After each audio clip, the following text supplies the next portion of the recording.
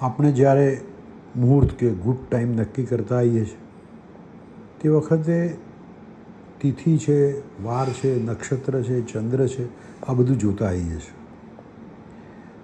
તો એમનો પાવર કેટલો? તો તમે જોવા જાઓ તો 100ને ફૂલ પાવર ગણો તમે તો બરની દૃષ્ટિએ આ દિવસ કેવો છે, સારો છે કે ખરાબ, કે આ મુહૂર્ત કેવું છે કે ખરાબ, એ જોવું હોય તો એમાં 100 માર્ક ચંદ્રને અપાય છે. અર્થાત કે ચંદ્રનું બર 100 જોવાય છે, જ્યારે તારા 60 છે.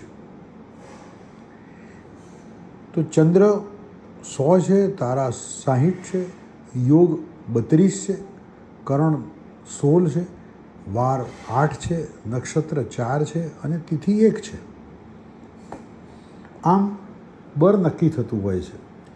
તો એનો અર્થ એવો થયો કે ચંદ્રનું બર બહુ મહત્ત્વનું છે અને તારાનું બર પણ બહુ મહત્ત્વનું છે. તો એ બેનું ટોટલ મારો તો 160 થાય છે.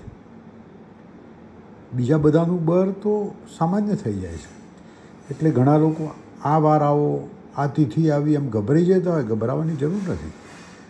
આ બધાનું જોઈ લેવાનું. એમાં જો ચંદ્ર અને તારા સારા હોય તો કોઈ પ્રશ્ન. ચંદ્રનો મેઇન પોઈન્ટ છે તો ચંદ્ર મુખ્ય જુઓ.